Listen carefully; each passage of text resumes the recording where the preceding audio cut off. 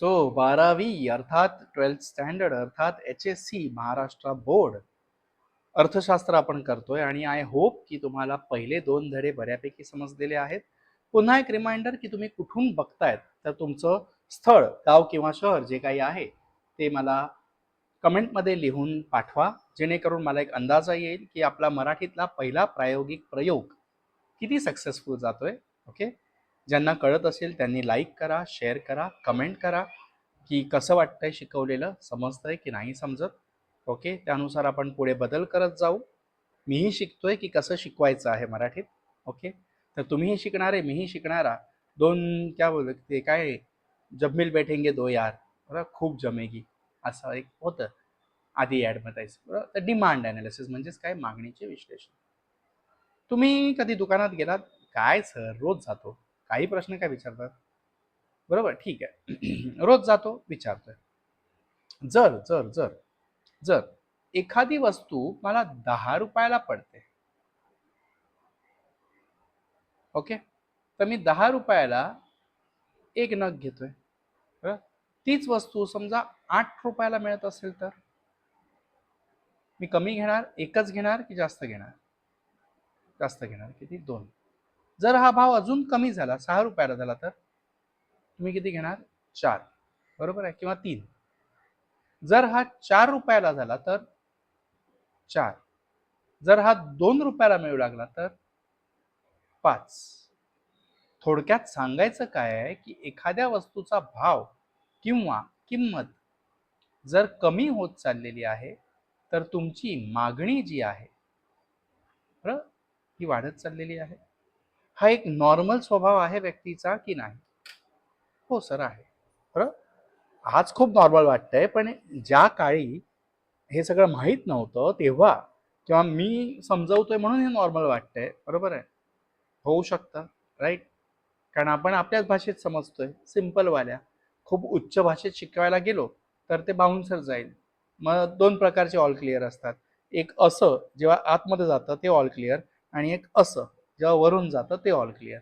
मग जर उच्च भ्रूभाषा वापरली, एकदम हायफाय पूर्ण इकॉनॉमिक्सवालीच, तर ते ऑल क्लिअर होईल. बरं, पण मी अगदी उदाहरणांद्वारेच सुरुवात करतो, त्यामुळे ते ऑल क्लिअर होण्यास मदत होते. तर हे जे मी आता दिलेला गुणधर्म आहे, तो स्वाभाविक आहे की अस्वाभाविक आहे? नैसर्गिक आहे का अनैसर्गिक आहे? नैसर्गिक आहे. सगळ्यांना लागू पडतोय की नाही पडत आहे? पडतोय. हा, क्वचित कधीतरी असं होऊ शकतं, नाही हा स्वस्त विकतोय ना, म्हणजे काहीतरी लफड आहे, तेव्हा आपण नाही घेत काही वस्तूंसाठी. पण नॉर्मली हा माणसाचा स्वभाव आहे की नाही? आहे. बरं, तर ह्याच्यावरून काही सिद्धांत झालेत. सिद्धांत काय झालाय की एखाद्या गोष्टीची किंमत जेव्हा वाढते तेव्हा त्याची मागणी कमी होते, आणि जेव्हा त्याची किंमत कमी होते तेव्हा त्याची मागणी वाढते. बरोबर आहे, सिंपल आहे. हेच आपल्याला या पूर्ण धड्यामध्ये शिकायचं आहे. आता व्यक्ती ए आहे, व्यक्ती बी आहे, व्यक्ती सी आहे. ही काय आहे? तुमची वैयक्तिक मागणी आहे, जे मी उदाहरण आता दिलेलं आहे. बरोबर आहे, ह्याच्यात जे आहे हे काय आहे? आपलं वैयक्तिक मागणी आहे. असाच व्यक्ती 1, व्यक्ती 2, व्यक्ती 3, हे जर बेरीज झालं, ती कोणाची मागणी होणार आहे? बाजार मागणी होणार आहे. बरोबर, तर 2 प्रकारच्या मागण्या आहेत तुमच्याकडे, वैयक्तिक आणि दुसरी बाजार. इंडिव्हिज्युअल डिमांड आणि मार्केट डिमांड. हळूहळू समजेल, डोंट वरी. असंच कळलं? तर मागील प्रकरणामध्ये आपण उपयोगितेची संकल्पना अभ्यास केली. उपयोगिता मागणीचा आधार आहे हे आपण बघितलं. विशिष्ट वस्तूंमध्ये असणारी उपयोगितेची इच्छा निर्माण करते, पण उपयोगिता स्वतःहून वस्तूला मागणी निर्माण करत नाही. या प्रकरणामध्ये मागणीचे विश्लेषण करण्याचा प्रयत्न केला आहे. मागणीचे विश्लेषण उपभोक्ताच्या वर्तनाशी निगडित आहे. मागणीची संकल्पना म्हणजेच काय? सर्वसाधारणपणे मागणी म्हणजे इच्छा. बरोबर, मला ताजमहल घ्यायचं यार. तुमच्यापैकी कोणी फिरायला गेलं, मी बोललो मला ताजमहल घेऊन ये, हा सर आणतो ना.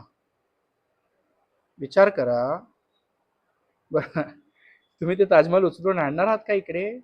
नाही. तुम्ही गेलात एखाद्या दुकानात, ते मार्बलचं छोटंसं मिळतं ना, 50 रुपयेवाला, 150 रुपयेवाला, ते घेऊन आलात. सर हे घ्या ताजमहल. मी स्पेसिफिक केलं का कोणतं ताजमहल? नाही, आग्र्याला चाललाय ना, मला ताजमहल घेऊन ये. मी आग्र्याचं सांगितलेलं, तुम्ही आणलं कोणतं? आग्र्याचंच, पण दुकानात मिळणारं मार्बलचं छोटंसं किंवा प्लॅस्टिकचं. बरं का? ते ताजमहल घेण्याची क्षमता आपल्यात नाहीये, तेवढे पैसे आपल्याकडे नाही. बरोबर. पण कधी कधी असं असतं का पैसे असतात आणि व्यक्ती कंजूस आहे, तर तो घेणार आहे का? नाही. म्हणजे मागणी जी आहे ती फक्त एखाद्या वस्तूची इच्छा नाहीये. एखादी वस्तू हवी आहे त्याची इच्छा अधिक त्याची किंमत देण्याची तुमची कुवत अधिक ती किंमत फेडण्याची इच्छा, क्षमता आणि इच्छा, ability, okay, and willingness to pay. या दोन गोष्टी जेव्हा एकत्र येतात तेव्हा त्या वस्तूची मागणी होते, नाहीतर तोपर्यंत ती फक्त इच्छा राहते. ठीक आहे. एखादी वस्तू हवी हवीशी वाटणं म्हणजे इच्छा होय. अर्थशास्त्रीय दृष्ट्या मागणी म्हणजे इच्छा, जिला खरेदी शक्तीचे पाठबळ आणि ते खर्च करण्याची मानसिक तयारी असते. ओके. कंजूस व्यक्ती फक्त इच्छेवर राहतो, मागणीवर येत नाही, कारण त्याला खर्च करायचा नसतो. कुवत आहे, पैसे आहेत, पण त्याला खर्च नाही करायचा आहे. बरोबर. या दोन्ही गोष्टीचं पाठबळ जेव्हा मिळतं तेव्हा तुमची इच्छा मागणी स्वरूपात बदलली जाते. अशा इच्छा रूपांतर मागणीत होते. उदाहरणार्थ एखाद्या व्यक्तीला दूरदर्शन संच खरेदी करायचा आहे, टीव्ही, इच्छा असेल पण त्यासाठी पुरेशी कार्यशक्ती उपलब्ध नसेल, क्रयशक्ती म्हणजेच पेमेंट करायची, तर ती केवळ इच्छा असेल, मागणी नाही. थोडक्यात सर्व इच्छा म्हणजे मागणी नाही, परंतु मागणी म्हणजे परिणामकारक इच्छा. बरोबर. मागणी इज इक्वल टू काय सांगितलं त्यांनी? इच्छा अधिक खरेदी करण्याची तयारी अधिक खरेदी क्षमता. कळलं? मागणीची व्याख्या: विशिष्ट वेळी विशिष्ट किमतीला विशिष्ट वस्तूची खरेदी केलेली नगसंख्या म्हणजे त्या वस्तूची मागणी होय. 10 रुपयाला 1, 8 रुपयाला 2, 6 रुपयाला 3, 4 रुपयाला 4, 5 रुपयाला 2 रुपयाला 3 रुपयाला 5, 2 रुपयाला 5. बरोबर. इकडे काय सांगितलं? 10, 8, 6, 4. हा, ओके, तेच आहे. ठीक आहे.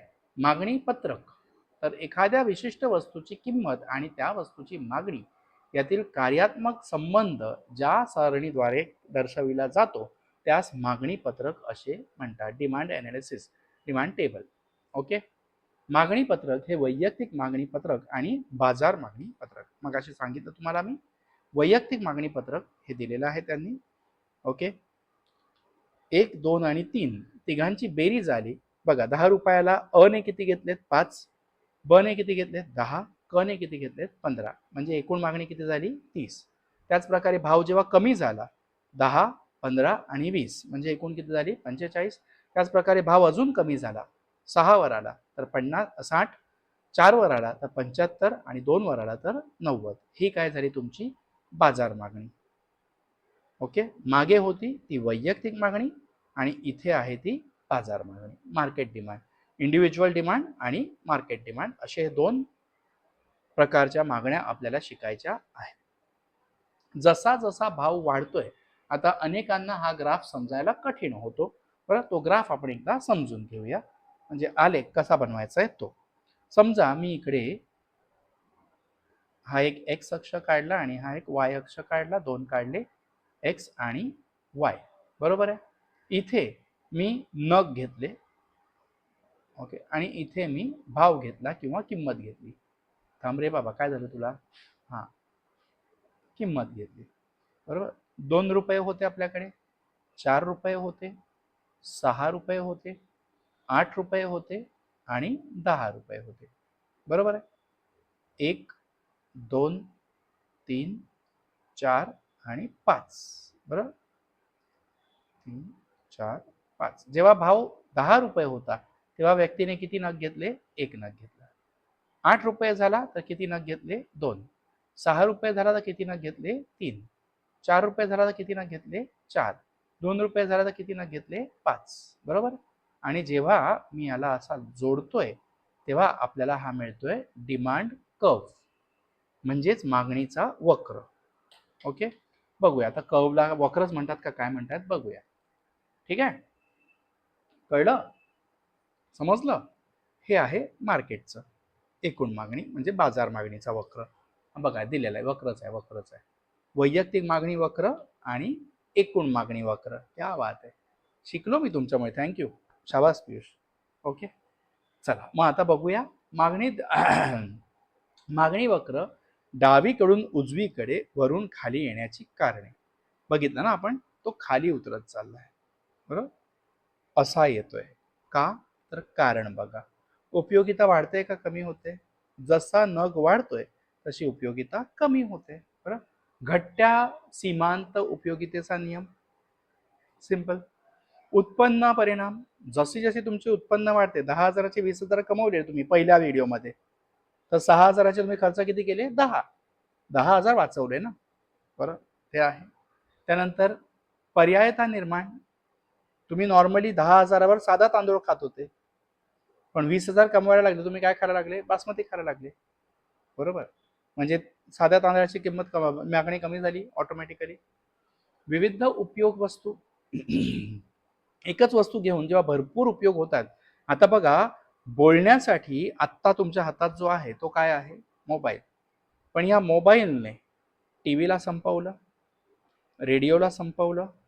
आमचे टेप रेकॉर्डर होते आमच्या काळी, म्हणजे आमची आवडती गाणी आम्ही रेकॉर्ड करून घ्यायचो, ते संपवलं, बरोबर. तुमचे ते छोटे छोटे यायचे डब्या गाण्यांच्या, त्या संपवल्या. अलाराम संपवला घड्याळाचा, बॅटरी संपवली, टॉर्च संपवला, बरोबर.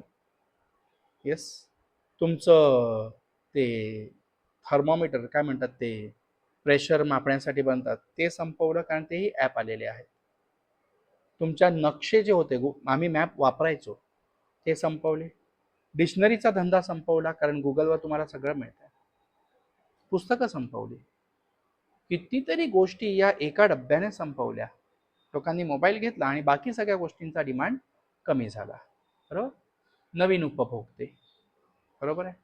ही कारणं आहेत ज्यामुळे तो डिमांड कर्व खाली जातो. अगदी सिंपल आहे, आरामात समजण्यालायक आणि लक्षात ठेवण्यालायक आहे, बरोबर. पुढे मागणीचे प्रकार. तर प्रत्यक्ष मागणी, नावावरूनच कळतंय, वस्तू बघितली, घेतली, केली. अप्रत्यक्ष मागणी, मला जर गाडी घ्यायची आहे तर पेट्रोल घ्यावं लागणार ना, की उसाचा रस टाकू त्याच्यात इथेनॉल युक्त? पेट्रोल घ्यावं लागणार, बरोबर आहे. येस, तर वेगवेगळ्या गोष्टी आहेत ना. मला साखर बनवायची आहे, तर काय ऊस टाकला साखर ऑटोमॅटिक होईल का? नाही, मजूर लागणारच आहेत, करेक्ट. तर प्रत्यक्ष सरळ सरळ अन्नाची मागणी, कपडे इत्यादी वगैरे जाऊन सरळ घेत आहेत. अप्रत्यक्ष मागणी, अप्रत्यक्ष मागणीत परोक्ष मागणी असेही म्हणतात. या वस्तूंची मागणी वस्तूंच्या उत्पादनासाठी आवश्यक असते, कळलं. ही मागणी उत्पन्नाच्या वस्तूंची असते. अशा प्रकारे उत्पादन घटकांची मागणी अप्रत्यक्ष मागणी असते. उदाहरण, साखर कारखान्यातील कामगारांची मागणी ही अप्रत्यक्ष मागणी आहे, कळलं. त्यानंतर आहे पूरक मागणी. पेन घेतलं तर रिफिल आणि शाई घ्यावी बरोबर. गाडी घेतली तर पेट्रोल घ्यावंच लागणार आहे. टीव्ही घेतली तर वीज घ्यावं लागणार आहे, बरोबर. संमिश्र मागणी, बरोबर. तर अशा गोष्टी ज्याच्यात अनेक गोष्टी वापरल्या जातात. एक मागणी पण त्याच्यात अनेक गोष्टी मागल्या जातात. एका वस्तूच्या मागणीत अनेक उपयोगांसाठी केली जाते. वीज आली तर टीव्ही, पंखा, washing machine, mixer, AC, mobile, कितीतरी गोष्टी चालल्या. पण फक्त विजेवर, तर विजेची मागणी का आहे? ह्या सगळ्या गोष्टी चालवण्यासाठी आहेत, म्हणून त्याला काय म्हणतात आपण? संमिश्र मागणी, कळलं. स्पर्धात्मक मागणी, चहा आणि कॉफी एकमेकांवर स्पर्धा करतात. मी काय मागणार आहे? चहा. तुम्हाला कोणीतरी डोक्यात भरवलेलं आहे की चहा पिऊन माणूस काळा पडतोय, तुम्ही काय पिणार आहे? कॉफी, बरोबर. त्यानंतर समजतंय? येस. त्यानंतर मागणी निर्धारित करणारे घटक. अच्छा सर, मला ना हे घ्यायचंय, ते घ्यायचंय. मगाशी मी सांगितल्याप्रमाणे की तुम्हाला एखादी वस्तू घ्यायची असेल तर तुम्ही सर्वात आधी काय बघतायत? माझ्या खिशात पैसे किती आहेत, बरोबर. म्हणजे आपण काय बघितलं? आपलं उत्पन्न, बरोबर. माझ्या घरात 5 लोक आहेत तर मला जास्त लागणार, की 2 लोक आहेत तर जास्त लागणार? 5 लोक, म्हणजेच माझी जनसंख्या. हे पण बघावं लागणार आहे, बरोबर. त्यानंतर मला बचत किती करायची आहे त्या हिशोबाने मी ठरवणार, बरोबर. त्यानंतर दुसऱ्या वस्तूंची किंमत किती आहे स्पर्धात्मक, बरोबर. मार्केटमध्ये कोणत्या कोणत्या वस्तू आहेत त्याच्यावर मला एका गोष्टीचे हे करावं लागणार आहे. त्यानंतर गव्हर्नमेंटची मला काय मदत मिळते तेही बघावं लागणार आहे मला. एखाद्या गोष्टीची जाहिरात म्हणजे ॲडव्हर्टाइजमेंट किती झालेली आहे तेही बघावं लागणार आहे मला, करेक्ट. त्याची उपयोगिता मला आहे की नाही आहे ते बघावं लागणार आहे. मला त्या गोष्टीची आवड आहे की नाही आहे, हॉबीज, बरोबर. युटिलिटी, अनेक गोष्टी आहेत ज्या ठरवत आहेत की वस्तूंची मागणी कोणत्या कोणत्या गोष्टींवर केली जाते, राईट. मुद्दाम तुम्हाला अनेक शब्द मी इंग्लिशमध्ये देतोय लिहून का, तर मराठीमध्ये शिकता शिकता आपण थोडंसं इंग्लिश पण शिकावं, म्हणजे जेव्हा आपण पुढे डिग्री कॉलेजला जाणार आहोत आपल्याला प्रॉब्लेम येणार नाही, बरं. तर बघा, हे मी 7-8 दिले, थोडेफार अजून भरपूर आहेत, बघूया. तर जेवढं आपलं डोकं चालू राहील ना तेवढं आपल्याला सोपं पडेल इकॉनॉमिक्स.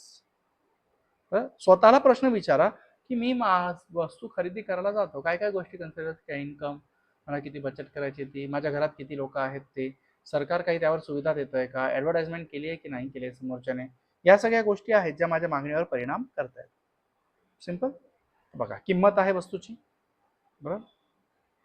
तुमचं उत्पन्न, पर्यायी वस्तूंची किंमत, पूरक वस्तूंच्या किमती, बरं. मी पर्याय दुसऱ्या वस्तू दिल्या ना, बरं. वस्तूची स्वरूप कसे आहे त्यावर पण आहे तुम्हाला, बरोबर आहे.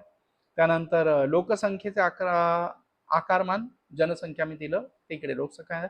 भविष्यात जर त्याची किंमत कमी होणार असेल तर आज तुम्ही घ्याल का, नाही. भविष्यात त्याची किंमत कमी होणार असेल तर आज नाही घेणार आहे, हे ठीक आहे. पण भविष्यात जर वाढणार असेल तर आज तुम्ही लूट माजवणार, धाड धाड धाड घेऊन राहा, ए बाबा महाग होणार आहे घ्या, बरोबर आहे. जाहिरात, जिसका जितना जो दिखता है वो बिकता है, असं मी नेहमी सांगतो कॉमर्समध्ये, बरोबर. ॲडव्हर्टाइजमेंटमध्ये एवढं दाखवलंय का आपल्याला तीच वस्तू पाहिजे. आवडीनिवडी, सवयी व फॅशन तुमच्या, बरोबर. कररचना, टॅक्स गव्हर्नमेंटचं सांगितलं तुम्हाला, आणि इतर घटक, नैसर्गिक परिस्थिती याव त्याव, तर इतरवर कधी लक्ष देऊ नका असं माझं म्हणणं आहे, ठीक आहे. मागणीचा सिद्धांत, जसा भाव वाढतोय तशी मागणी कमी होते आणि जसा भाव कमी होतोय तशी मागणी वाढते. सिंपल आहे, लॉजिकल आहे. आपण त्या डायग्रामद्वारे आपल्या एक्झाम्पलद्वारे समजलेलो आहोत, अगदी सुरुवातच त्याच्याने मी केलेली, बरोबर आहे. बस तोच सिद्धांत इकडे आता शब्द स्वरूपी मांडायचा आहे. इतर परिस्थिती स्थिर असताना, इतर म्हणजेच काय, वरचे सगळे घटक स्थिर, ओके असताना वस्तूची किंमत वाढली असता मागणी घटते आणि वस्तूची किंमत कमी झाली असता मागणी वाढते. सिंपल. बस. आता demand is equal to function of P X. मागणीच म्हणजे डिमांड आणि पी म्हणजे प्राइस, ओके, ठीक आहे. गृहीतके, उत्पन्न स्थिर पाहिजे, लोकसंख्या स्थिर पाहिजे, पर्यायी वस्तूंचा भाव स्थिर पाहिजे, जे घटक आहेत ना ते सगळे स्थिर ठेवायचे तुम्हाला, काय सोडून, भाव सोडून, किंमत सोडून, ओके. पूरक वस्तूंची स्थिर किंमत, भविष्यात किंमत काही बदल नाही, आवडीनिवडी बदल नाही आहे, कर विषयक धोरणात काही बदल नाही आहे, सगळ्या गोष्टी स्थिर आहेत. किंमत सोडून सगळं स्थिर ठेवायचं आहे गृहीतकांमध्ये, हे लक्षात ठेवा, ठीक आहे. आता मारीन मग, ओके. आता तोच तक्ता परत येतोय तुमचा की वस्तूची किंमत 50 आहे, एक नग घेतोय, 40 झाली 2, 30 झाली 3, 20 झाली 4, 10 झाली 5, बरं. असा हा उतरता तुमचा कर्व, म्हणजेच काय, अरे देवा, कर्वला काय म्हणतोय आपण, मागणीचा, काय बोललो मगाशी, curve curve curve curve curve curve कर्वला काय म्हटलं आपण, वक्र वक्र वक्र, मागणीचा वक्र हा खालती स्लोप होतो, ठीक आहे. त्यानंतर मागणीच्या नियमाचे अपवाद, अपवाद आहेत का, प्रत्येक ठिकाणी आहे, प्रत्येक ठिकाणी आहे, बरोबर. जेव्हा मी स्वस्त विकतो तुम्ही म्हणता वस्तू खराब असेल, सोने चांदी हिरे मोती जड जवाहर असे जे दागिने आहेत ते तुम्ही स्वस्त घेण्यात असं रुबाब समजतात की महाग घेण्यात, महाग घेण्यात, तिथं तर भाव वाढलाय तरीही तुम्ही घेताय, बरं. एखाद्याला अँटिक वस्तूची सवय आहे, पुरातत्व खात्यात म्हणजे जुनी एकदम, तो स्वस्तात मिळते का, नाही. एक एवढूस वस्तू सुद्धा लाखांमध्ये ना करोडोमध्ये मिळते तरी तो घेतोय ना. एखाद्याची हौसच आहे, तर हौशी पोटी तो स्वस्त बघायला जाणार की महाग पण देणार. आहेत अपवाद? येस. तर मागणीच्या सिद्धांताला अपवाद आहेत. कोणते कोणते अपवाद? आता साखर नाही सॉरी मीठ ऑलरेडी 8 न 10 रुपये किलो असतं. बरं, ते जर 20 रुपये किलो झालं तर तुम्ही काय डबल घेणार आहात का? मिठच खाणार का? नाही. ते जर 5 रुपये किलो झालं तर तुम्ही काय 50 किलो घेऊन ठेवणार आहात? नाही. मीठ लागतंच किती? एवढंच लागतंय. बरोबर. तर ज्या सर्वसाधारण आधीच अगदी क्षुल्लक क्वालिटीचे गुड्स आहेत किंवा त्यांचा भाव आधीपासूनच कमी आहे, अशा वस्तूंचा भाव किती कमी झाला तरी आपल्या मागणीवर फरक पडत नाही. हे सिद्धांत मांडणारा होता गिफन्स. गिफन्सने हा सिद्धांत मांडला म्हणून पहिलाच काय आहे? गिफन्स पॅरोडॉक्स म्हणजेच गिफन्सचा विरोधाभास. ओके. त्यानंतर प्रतिष्ठेच्या वस्तू, हिरे जिवाहीर मी सांगितलं तुम्हाला, हिरे मोती वगैरे. भविष्य काळातील किमतीचा अंदाज, पुढे जर कमी होणार असेल अजून तर आज का घेऊ. बरं. किमतीचा आभास. बरं. त्यानंतर अज्ञान, तुम्हाला माहीतच नाहीये की भाव वाढलाय कमी झालाय काही असेल, काय फरक पडतो, मला जेव्हा गरज लागली तेव्हा मी गेलोय. बरोबर. त्यानंतर सवयीच्या वस्तू, मला चहा लागते, मी तेव्हा चहा प्यायचो आधी 5 रुपयाचा यायचा, आता माझा एक चहा 20 न 25 रुपयाचा आहे, बाहेर प्यायला गेलो कुठे तर 30 रुपयाचा आहे, पितो. बरोबर. त्यानंतर मागणीतील विचलन. विचलन म्हणजेच काय? चेंज. ओके. मागणीतील विस्तार. ओके. काय काय बदल येत आहेत म्हणजेच काय? प्रसरण. कसं होतंय हे? भाव. राईट. जेव्हा एखादी किंमत कमी होते आणि भाव बदलतोय तेव्हा त्याला आपण काय म्हणतोय? प्रसरण म्हणतोय. That is change in demand. Increase in demand आणि चेंज इन डिमांड असं वेगवेगळं आहे. आकुंचन म्हणजेच काय? कमी होतोय, भाव वाढला तर मागणी कमी झाली. बरोबर. हे बघा इकडे टेबलवरून तुम्हाला कळतंय. त्यानंतर मागणीतील बदल जे आहेत हे भाव नसताना दुसऱ्या गोष्टींवर पण अवलंबून आहे. ओके. किंमत, ठीक आहे, स्थिर असते आणि इतर घटकांतील बदलाचा परिणाम म्हणून जेव्हा वस्तूंची मागणी वाढते किंवा कमी होते त्याला मागणीतील बदल असे म्हणतात. आता पावसाळा चालू झालेला आहे. बरं. अवघ्या 2 महिन्यात गणपती येणार आहे. गणपती आले की साखर, बेसन, तूप, तांदूळ या गोष्टींचा डिमांड वाढतो की कमी होतो? वाढतोय. भाव तर सेम आहे तरी वाढला ना. त्याला आपण काय म्हणतोय? मागणीतील वृद्धी. बघा मगाशी काय होतं? इन्क्रीज आणि डिक्रीज, प्रसरण आणि आकुंचन. आता काय आहे? वाढ आणि घट म्हणजेच ग्रोथ आणि डिक्लाइन असं काहीतरी आहे इंग्लिशमध्ये. ओके. मागणीतील ऱ्हास. गणपती आपण भरपूर खर्च केला रे बाबा. बरोबर. लगेच आपण दिवाळीसाठी बचत करायची, त्यामुळे आपण काय करतो? कमी कंझ्युम करतो. एखाद्या महिन्यात भरपूर खर्च झाला की दुसऱ्या महिन्यात आपण त्याची मागणी कमी करून टाकतो वस्तूंची. का? बाबा बजेट के बाहेर आहे. भाव बदललाय का? त्याचा भाव वाढलाय का? नाही. तरीही मागणी कमी झालेली आहे, त्याला आपण म्हणतोय घट. कळलं? बघा भाव सेम आहे, किंमत सेम आहे, पण डिमांड वाढलाय. भाव सेम आहे, किंमत सेम आहे, पण डिमांड कमी झालाय. ब वरून B2 वर आलेला आहे. कळलं? आय होप की तुम्हाला समजतंय जे जे शिकवतोय. इथे आपला धडा क्रमांक 3A संपतोय. तर नीट अभ्यास करा. आपला व्हिडिओ बघून झाला की मग पुस्तक उघडा, पूर्णपणे वाचा. ओके. स्वतःचे प्रश्न बनवा, त्याला उत्तर देण्याचा प्रयत्न करा. त्यानंतर 5 पेपर बघा, त्याची उत्तरं लिहा. स्वतःला किती कळलंय हे तुम्हाला स्वतःला कळेल आणि त्यामुळे आपल्या उत्तरांची क्वालिटी वाढत जाईल. ओके. नीट अभ्यास करा, प्रगती करा चांगली. Thank you for your cooperation. व्हिडिओला लाईक करा, हाईप करा, कमेंट करा. ओके. तुम्ही कुठून बघतायत ते कमेंटमध्ये लिहा. थँक्यू.